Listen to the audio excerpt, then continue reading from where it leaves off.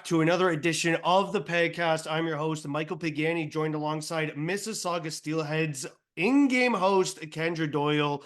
Kendra, welcome to the Pagcast. Thank you again for coming on. Yeah, thank you for having me. I'm excited. My first question to open up this interview is, how have you been doing recently? Obviously, the holidays have kind of come and gone. Did you do anything fun there? So over the holidays, I'm from Barrie, so I went home, obviously. I left St. Catharines.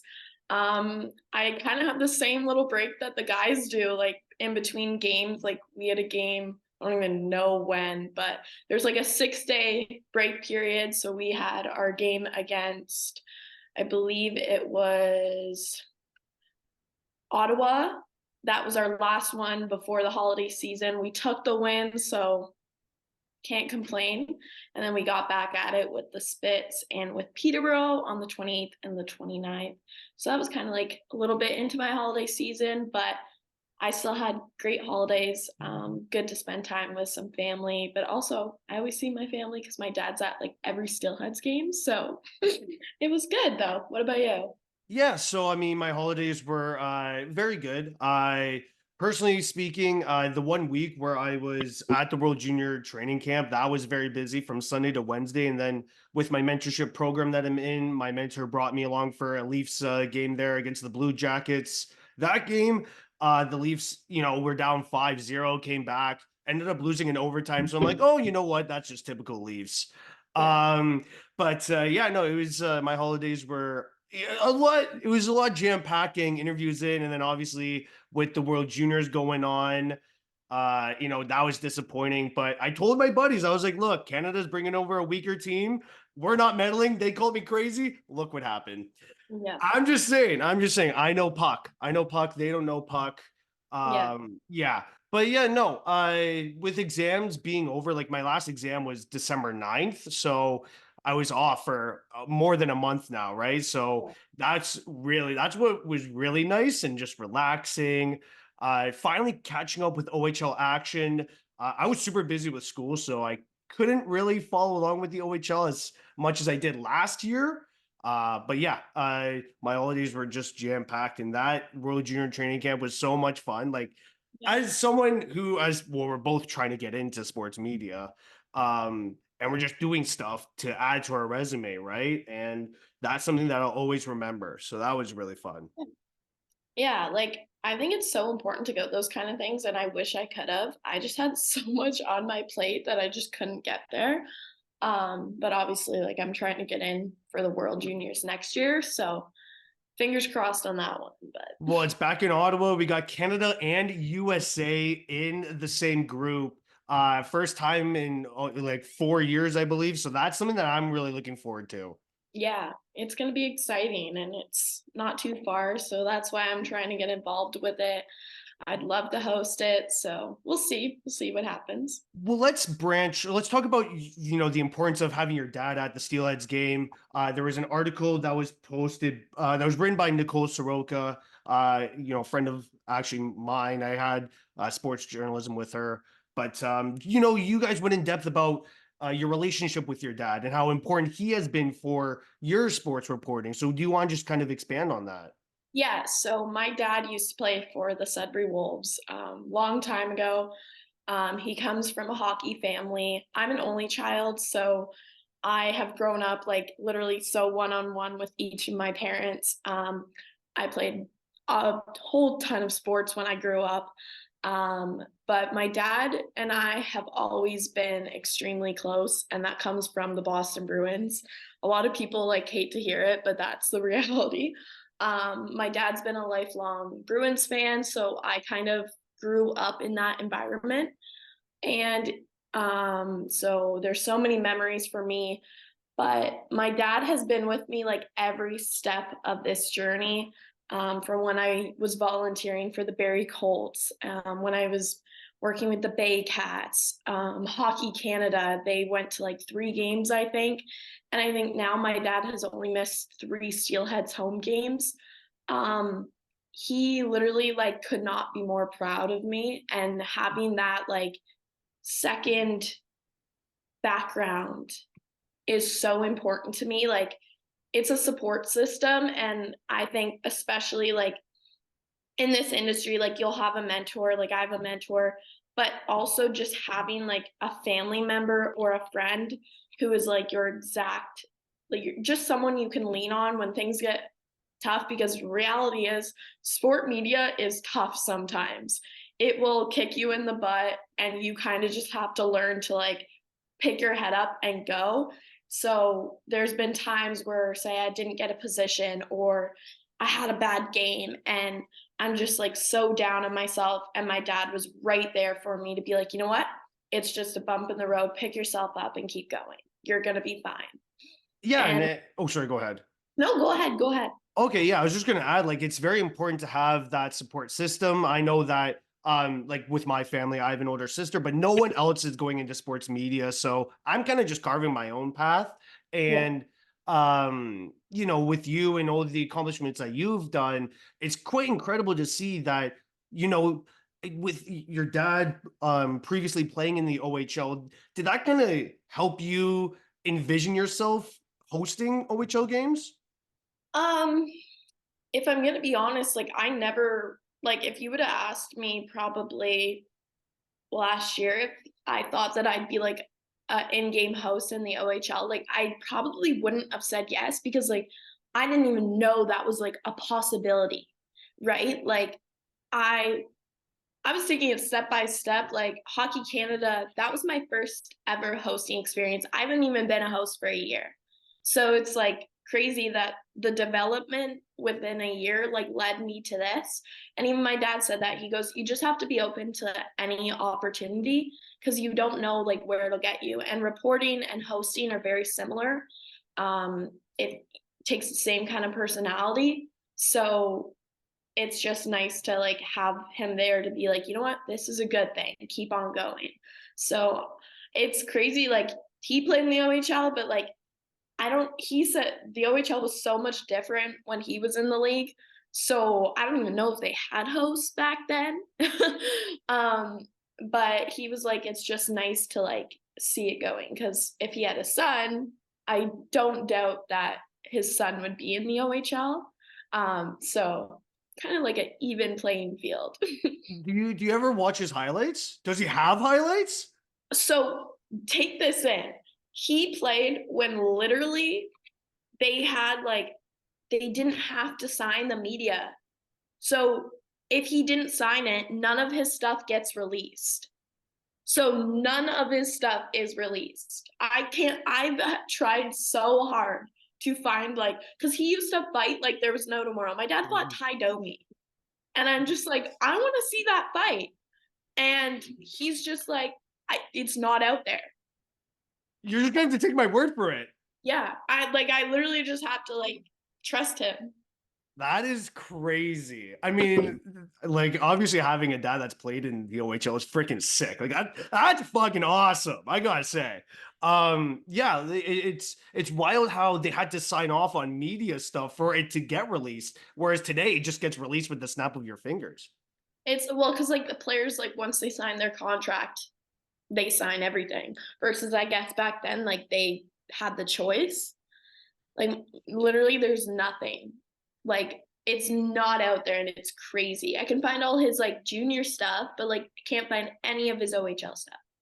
Let's talk about the Boston Bruins, another connection between you and your dad. And obviously, you're probably one of Charlie McAvoy's biggest fans there. How did you end up being a Bruins fan in an area that's probably surrounded by a ton of Leaf fans? Okay, so again to like bring my dad in, my dad we know played for the like Sudbury Wolves. He loved Bobby Orr. Like he grew up as a Bobby Orr fan. So that kind of just sparked it just kept it going. My dad has five siblings, and he's the youngest. And the oldest, they are born on the same day, 11 years apart. And those two are the two Bruins fans. The rest are Leafs. So my dad and my uncle like have always been huge Bruins fans. So when I was born, I had like a Bruins bottle, a Bruins blanket, I had Bruins clothes, a soother. Like I had everything Bruins. So there's pictures of me at like 3 months old with like Bruins stuff. Like this is since day one. And like in Nicole's article that she wrote on me, it mentions like how when I was watching like the game 7 of the 2011 Stanley Cup, like that was like the biggest moment of like I was only 7, but I was like that's like my biggest Bruins moment. Like ever since I've been like do or die Bruins. And I love Charlie McAvoy. I have since he got drafted to us. Like literally the day he got drafted, I was like, you're my favorite. Well, yeah, I mean, he's an absolute stud of a defenseman. Got extended just recently, so he's locked in long term, and is probably going to be the next captain after Marchand retires. Let's be real. Yeah, I was honestly shocked that he didn't get it this year, but also now that I look at it, Marchand does deserve it. Now, the Bruins have had a lot of problems come the Stanley Cup Finals. I would say St. Louis, Chicago. They only have one cup with the Bergeron, Marchand, Krejci core. Are you worried about the Bruins or no? I don't know. I don't know if I'm worried about them or not because we have really strong goaltenders that are like Swayman's young. He's good. Allmark, I love that man. I have absolutely nothing but good things to say about him. I'm worried about scoring. Okay. That our offense scares me because you can't just actually with Trent Frederick randomly going on like a scoring spree, maybe I'm not that worried. Freddie has really like climbed the ladders in my like favorite Bruins right now because he's just like all of a sudden he's so good. And it's like, where is this coming from? But like I think I'm more scared of like the thing is everyone's always like, yeah, the Bruins are gonna be really bad. And then all of a sudden they're so good. You know what I mean? But then we get to playoffs and it's like, wait, we're just gonna dive down. I'm not worried about them during the regular season because I think that they're gonna be good no matter what. It's producing in playoffs because always near playoffs we somehow get 5 guys injured, and the injuries aren't released till we're done. And it's like, okay, why are they playing that? Like Allmark should not have been playing last year in like our first round. Put Yeah. Swayman. Well, regardless, I mean, the Bruins dealt with so many injuries. That's why they acquired the players they did with Dmitry Orlov, right? They gave up a hole for him. Yeah. Who else? It was there's another big trade deadline that I'm forgetting. Bertuzzi. That's it. And then Bertuzzi, right? They acquire him, and he had a decent playoff. He was over point per game, and then they let him walk because they just they couldn't afford him. No, and like they it a big thing was what was Bergeron gonna do? We had no idea. Because that man is like the most mysterious person ever. I still am convinced that he's like gonna randomly come back. That ship Like has sailed. That ship has sailed. That is long gone. I know, but it's just like it's sketchy. Like I wish he was like there for another season because we could so use it. Oh Like we yeah. could so use just him. But I think Marchand has really like done his job as a captain. I was a little skeptical at first. I was like, hey, Marchand, like I don't think you should be captain. But now like he's really stepped up. Like you can see him taking like the leadership roles throughout games. Like he's telling the guys like what is need to be done. And it's really like important. So yeah. What has been your favorite Bruins memory? Like, is it the Stanley Cup? Um, no. So that memory like will always be like so important to me. But I will never forget in 2021 when I was at the Bruins game in Toronto and McAvoy took a selfie with me and just like acknowledged me. So that was definitely like the best moment of my life. We were up against the glass and I had a sign from Charlie McAvoy, and this was after COVID. It was the first Bruins game in Toronto after COVID. And I'd never gotten a puck from McAvoy till that moment. And he's skating around with like, I think it was 5 minutes left in warm ups. And he picks up a puck and like comes to me, points at me, throws it over, and I had my phone like at the glass, and he was like pointing at for like a picture. So I took a picture, and then I was crying, and he was like standing at the glass while I was crying, and he was like just making sure if I was okay. And I was like, thank you so much. I am not okay right now, though. I am just like Oh, absolutely, like completely emotionally gone. I was like literally the biggest mess ever. I was bawling my eyes out. And as I'm walking up the stairs, people are like, oh my God, she got a puck. I'm like, guys, I don't care about the puck. He took a picture with me. Like, I really will, I'll never forget that picture. It's in my favorites album for life. I have a picture of like this girl took a picture of me taking Oh a my picture. God. That's crazy. I'll never like I will never get rid of those. They're framed. I'm thinking about getting like a whole blanket made. Like it's crazy. And then like ever since I've gone to games, like he gives me one every single time, except for in Buffalo last in November. Yeah. McAvoy, we have problems for that. I don't know what that was about, but Dude, he um showed you up that game. I know. I Like know. big time. That was He crazy. literally big timed me. And I was like, Yeah. what? Like I saw you. He gave me one in Buffalo the following season. And then when I went to Boston in February, he it was like, oh my God, you're in Boston. I was like, yeah. I And then he did gave all me the a games. That's crazy. Getting back to, I guess, who you are in your career, second year sport management student at Brock, how come you decided to choose their SBMA program? So I was deciding like between Ryerson, well, TMU, sorry, and sport management here at Brock, but I'm not a city girl. I don't think I could live in the city at the moment. I probably could now. But when I was going into my first year, I was like, I don't think that's like a good thing for me. I was 18, so I'm like, I'm a scared little girl. But also I was just kind of looking at like what the options would be. And like I just wanted to keep my doors open in case anything like happened because it's so competitive. So I wanted to get like a degree that was like because it's basically a business degree. So that's what I wanted. And I don't know, like here I'm learning about all literally every single aspect of sports, things that I wouldn't like I never have even thought of. But also like I was gonna do exchanges and also like internships and stuff like that. So I took all of that into consideration. I was very interested in the sport media at TMU, but I just think that this was the better option for me. So yeah, so far so good. I can't complain. Yeah, I mean, you've got experience as a ringside reporter with the Badgers. How did that kind of help you achieve future success there? So I did a lot of ringside reporting my first year, and I've done a few this year.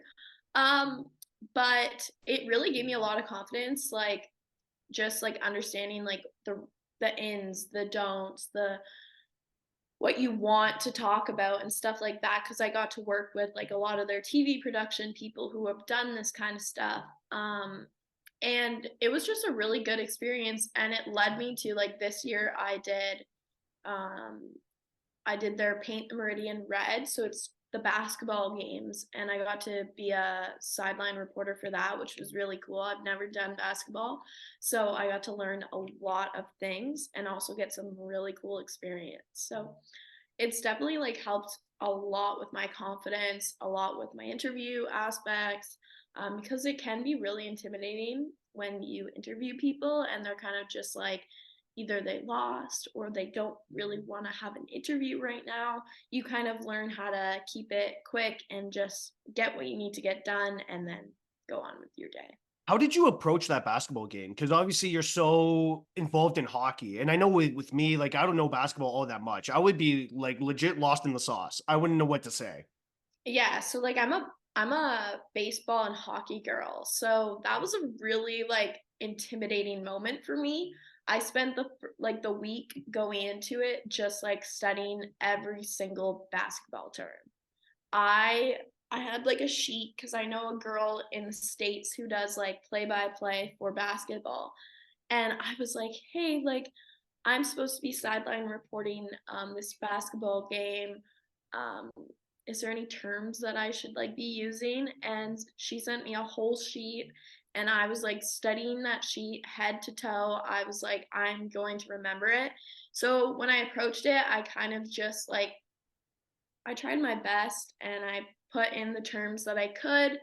The interviews, you can keep it simple. You don't really have to use any crazy terms. But I would do like these 20-second hits after each quarter, just kind of recapping what had gone on.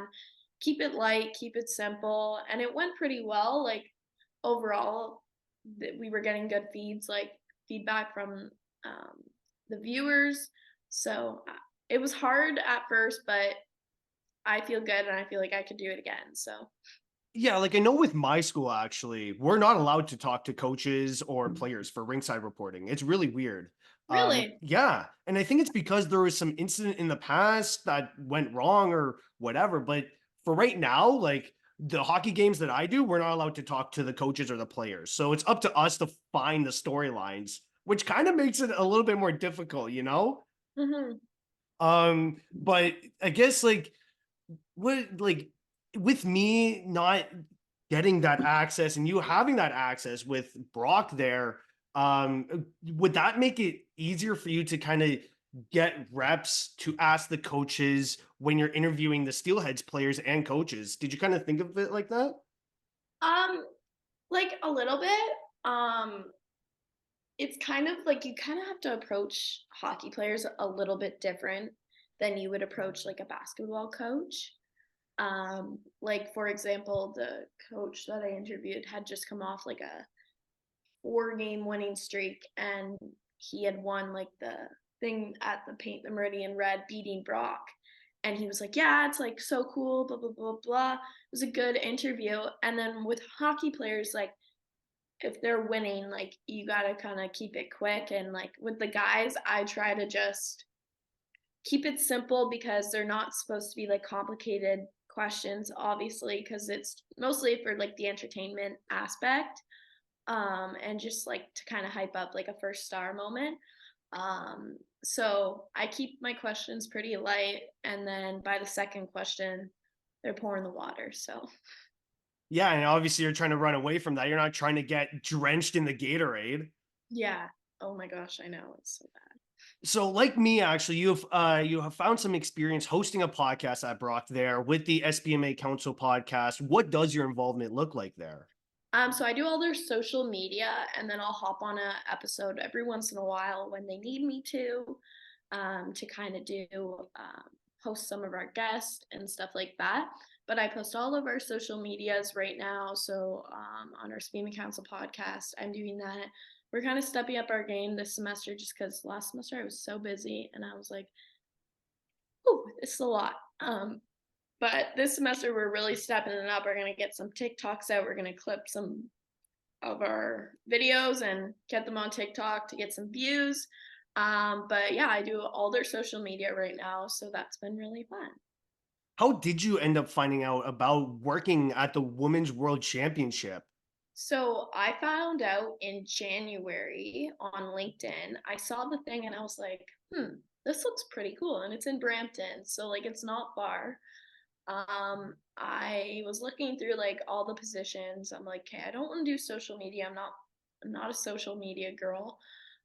There was like event promotions. I'm like, I don't know what that would entail.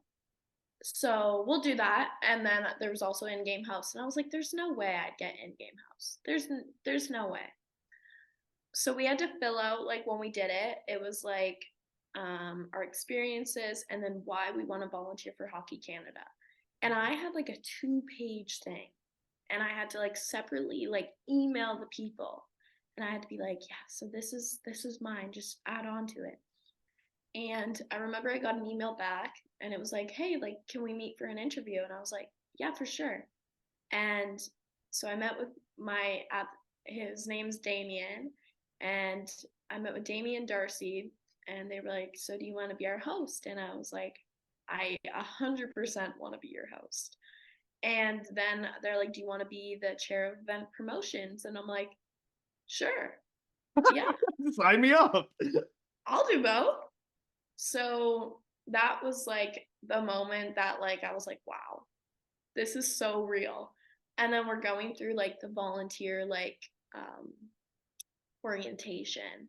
And it's like just seeing my name at the bottom of the screen where it's like in-game host, Kendra Doyle, chair of event promotions, Kendra Doyle. I was like, wow, this is so for real. Cause like Hockey Canada is like at the top of the page. And I'm just like, there's no way this is happening.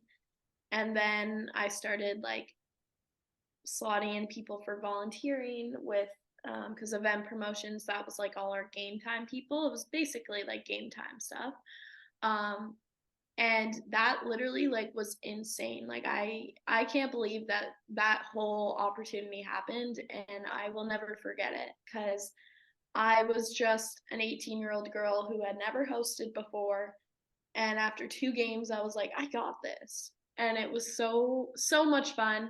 The crowd was insane. I will never forget all the girls coming up to me being like, I just want to be you, I want to be you. And I'm just like, I'm 18, there's no way you want to be me. Like, You're making me feel so old, god damn it. yeah, I was like, guys, I'm only 18. But it was so cool. Like, they're just saying that that's like something they want to pursue. And it's like, I'm just starting to pursue it. So it was crazy. Well, let's talk about the whole tournament. Like, what is your biggest takeaway from it? My biggest takeaway is probably all of the relationships I was like lucky enough to make. Um, I worked with, like, you probably know Emmy Rain Curtis. Yeah. I worked with this girl named Caitlin. She is like an older sister to me now. We saw each other like last week. She went to the Steelheads game. And I worked with our DJ named Matthew, and I still text him to this day. I still text my bosses. And I got to like connect with Julie Tasheri, Reagan Subban, all of them. And that was just like one of the coolest moments ever. It's like I never thought I'd be like mutual with them. And now like I am. So it's crazy, right? But I would definitely say like just embracing the moment. Like I am so thankful that that whole tournament, like I was lucky enough to be the host. It taught me that like your hard work really does pay off. When you want something, you got to go for it. Um, so definitely that. But also it just taught me how to be a host. Well, as an in-game host there, how did you end up deciding which activities, to do at the event and kind of which activities didn't make the event? So a lot of them were like already planned, but we had like decided like to how to like kind of just like fix them up and down, you know what I mean? Like, but it was fun. Like it was really just a good experience for me. What did the job consist of? So I would do all of the reading hits, whether that was like sponsorships, and that would be like on the camera. So I'd just speak into like the Jumbotron basically. Then we did like giveaway contests. So we'd have fans do like a dance off. We would have them be like a best dressed. And then intermission, there was like a mini stick game, um, like kind of stuff like that. It was very similar to like what the Steelheads do. So like the transition was pretty good. But yeah, just like little activities, stuff like that. Getting the crowd hyped, that was like the biggest one. Like whenever people would see me, they're like, can I get an interview? And I'm just like, yes. So how, yeah, actually, why don't you expand on that? Like, how did you like figure out if you're having bubble soccer or bubble hockey on the ice, let's say, how did you choose, who to pick from the crowd? I literally like I didn't have to pick. My event promotions crew picked. It was awesome. I was just like, yeah, let's host. I'm just here for the vibes. Yeah, like that's even what I do at the Steelheads. Like they'll literally pick the contestants and I just have to know their names. I mean, it's easy for you, right? Yeah, like it's great. I don't I would have a hard time going through a crowd and being like, you. Yeah, because you have to exclude a lot of people. Yeah, like I don't want to be the bad guy. When hockey is over, you found time to help out with the Barry Bay Cats. How fortunate were you to have that opportunity so close to where you live? I have nothing but good things to say about that team. I literally love them so much. They're like my heart team. Um, I worked with them like basically when I was first getting into sports too. So, and my first season, I definitely like didn't do as much as I did in the second season. I picked it up and I was traveling with them and I was doing everything you could ever imagine. But they really gave me a lot of opportunity to get comfortable. They let me host, they let me report, they let me do social media, like literally everything you could ever imagine, they let me do. And they just trusted me. And I love it. I love the staff there and I love all of the guys who play on the team. They're awesome. They treat me like their little sister because they're all a little bit older and literally like I'm like their baby sister. And it's so nice because they're so protective over me, which can be a little scary sometimes, but they are. What was it like to be around that team throughout the whole season and even into the playoffs? It was awesome. Like the comfort levels really grew. Like at first, like their social media presence. So like we don't want to be on camera. And then when I started like making it a little bit more fun, that's when like they get more comfortable and they're like, I have so many videos of them just doing the most stupid things ever, and I love it because like fans love to see like their personalities. And like this year, we have a lot of stuff planned with like our social media manager, how he wants me to like do these segments with the guys, asking them fun questions because they know that I'll get the answers out of them. And also like we're just gonna step it up in general with hosting, and the guys have been so supportive. Like with my career and like with my hosting, they're always like, I want to hear you talk more during the game. And I'm like, I know, guys, we just got to figure out where we're going to add that in. So season 3 is going to be insane. So you are back for season 3. I am back for season 3. Can confirm that. Yeah. That's going to be electric because they should be like, that's a franchise that's just going to be going for the future, ever growing because of the playoffs, right? Just builds on that confidence. Yeah. I won a championship this year. So let's hope. That's the expectation, nothing less. Nothing less. We made it to finals. This year I want championship. You guys made it to finals against Hamilton, right? No, we were against Welland. Okay. Okay. So Welland that's a won it little all. bit, a little bit of a rival for you if you want to Oh put it yeah. that way. Yeah, Welland's a huge like rivalry for us too, and it's weird because like I live like near Welland, but I don't cheer for Welland. No, not at all. I mean, that would be kind of weird to cheer for Welland and then to work for the Barry team. Hmm. I wouldn't Do, betray them like that. do many people in SBMA get internships with Welland? Yeah, there's so many. There's like a lot, so there's a huge rivalry. Like there's so many people like within Sport Management Council that like work for Welland, and it's so awkward because when like Welland won, I was just kind of like, They have the upper hand. You just sit quiet. yeah, I was like, guys, like I don't want to talk about this. Like I'm upset. We are mourning the loss of the Barry Bay Cats. Kendra Doyle is unavailable for the entire month. I was so upset. Like it was really bad. Well, yeah, I mean, when you work for a team, you obviously want them to win it all, right? Yeah. Like if the like whatever happens with the Steelheads too, like I'll probably cry. Like I probably Yeah. Well, I mean, like with what Saginaw acquired at the deadline, like, whoo boy, they look like the team to win the chip. their game last night against Windsor, I was just like, Mm.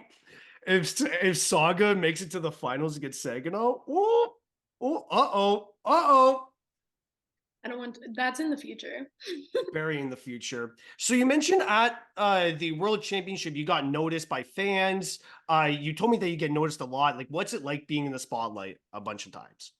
It's really overwhelming sometimes because there's so many moments where people want to stop and talk to you and you literally just don't have time. Like you're trying to get to like a hit and they're like, can we take a picture? And you're just like, you so bad, like want to stop and like just give them as much pictures as they ever want, but you can't. But I always like would go back. I'd always be like, wait here, I'll be right back. And just because I didn't want to ignore people. Like I don't want to do that. Um, so sometimes it's really nice, but it can be overwhelming too. Just because like pressure goes on you, and then when the pressure's on you, you're just kind of like, whoa. Yeah, it's a bit intense. It is very intense because like it's kind of like the same things like with the steelheads. Like people are like always like, hey, and like that's so like I love that. And I wish I could just like in between hits, like I wish I could just like stop and talk to them, but like I can't. So I always like try to find them after so like I can have like conversations with them. Um but like at Worlds it was so much harder because literally we had to be everywhere. So I was Yeah, barely in the same spot at one time. So like when I wanted to like stop and talk to someone, I literally just couldn't.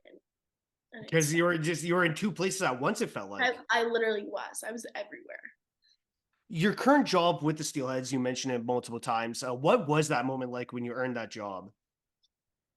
I was like shocked, but I was also so excited because I spent most of the summer having no idea what I was going to be doing second year. So I actually was taking a job with the Brock women's hockey team doing social media because I was like, I have no idea what I want to do, so let's do socials. And then all of a sudden, the Steelheads posted that they knew an arena host, and I was like, oh, okay. Um, so I applied and I got an interview, and then basically at the interview, they were like, yeah, like it's yours. You just have to say that you want it. And I was Give like, it to yeah, you on a silver platter. yeah. Well, I know their other like I know Celine and Celine's awesome. Like I love her and she's been great. I've seen her at a few games so far. So it's really nice to have her like supporting as well. Um so yeah, I took the job with them and then I was so excited. I couldn't wait to get started and I still love it. I love every moment. So when I started interviewing CHL players for my podcast here, I it actually increased my knowledge of the CHL. I didn't know as much as before, but did you know as much about the OHL before applying to the Steelheads? Um Like, honestly, no. I kind of would just keep up. Like, I'd look at the standings and stuff like that. And I knew who was like top scorers and like all of that. But I never like knew like all the stats that come with it. Like, I never really thought of like that aspect. And also, like, I've never paid more attention to like trades in my life.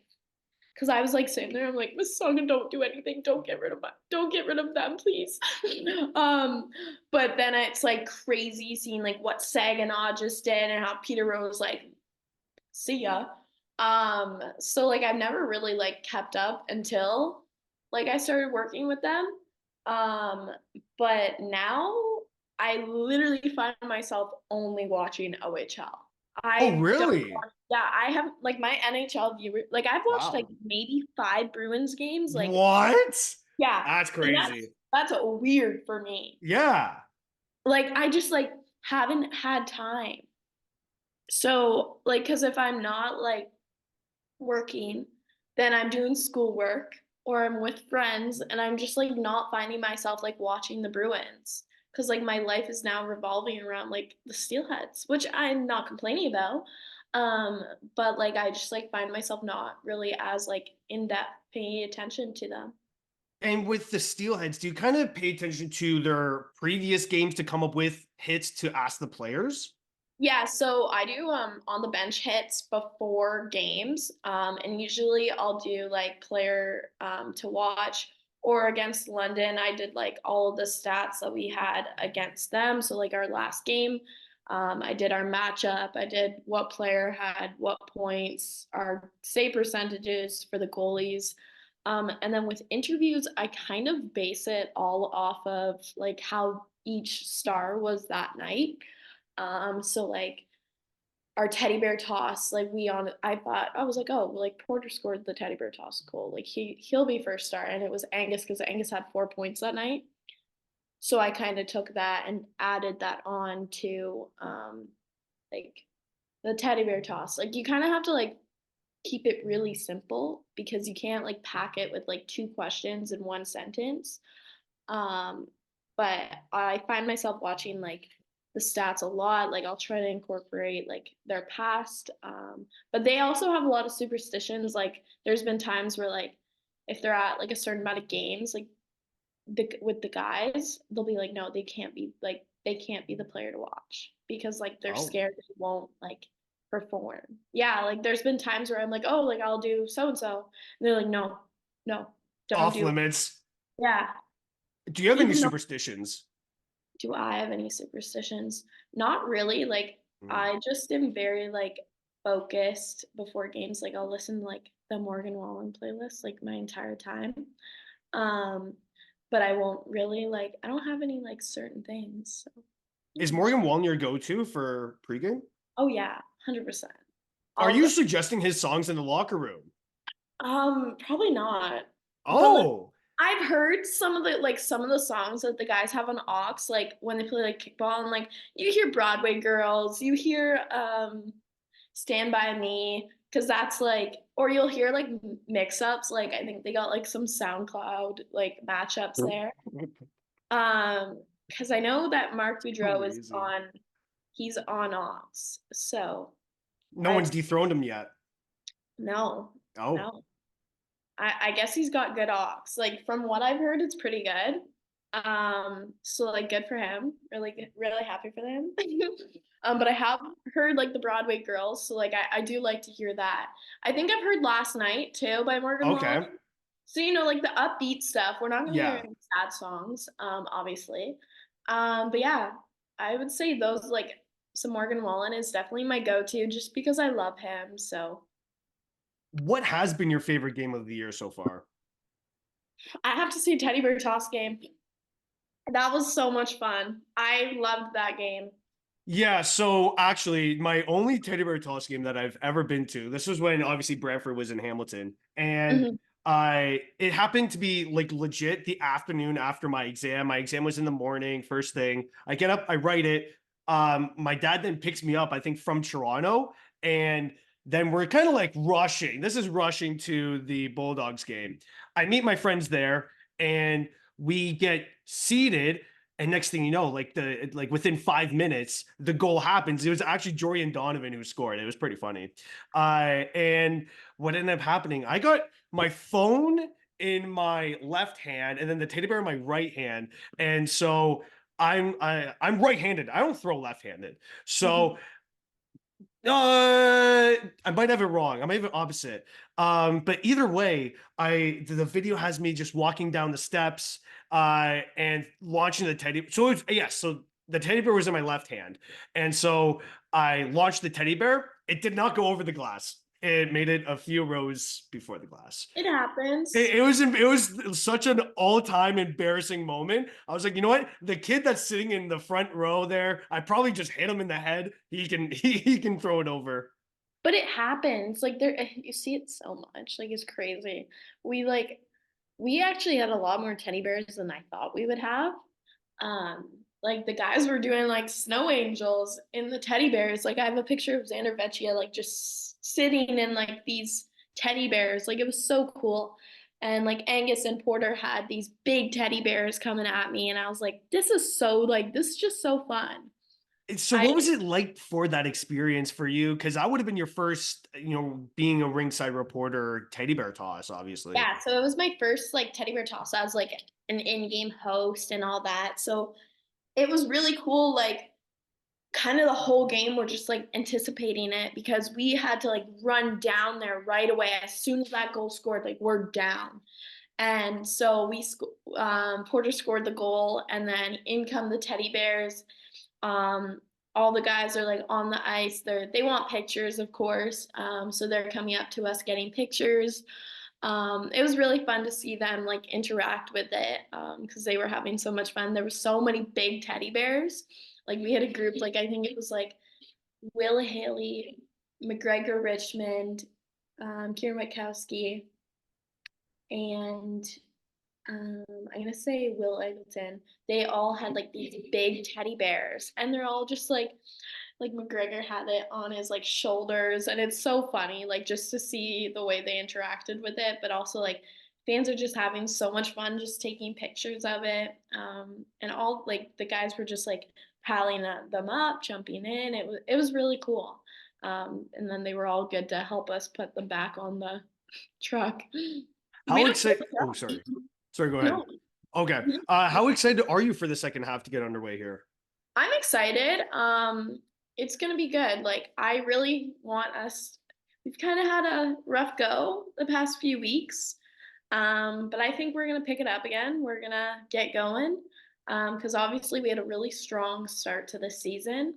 But again, we're a young team, so we'll figure it out. I'm excited to see what happens. As we're closing off this interview here, this actually won't be the last time you'll be hearing from Kendra, as we're thinking of hosting a segment where we interview Mississauga Steelheads players. That's right. So yeah, becoming my co-host for a segment, that should be fun. That's something that we both are looking forward to. Yeah, I'm excited. We'll see if we'll get one of the guys on. It'll be fun. Well, I'd like to thank again Kendra Doyle for joining me on today's Pagcast. Thank you again, Kendra. Thank you for having me.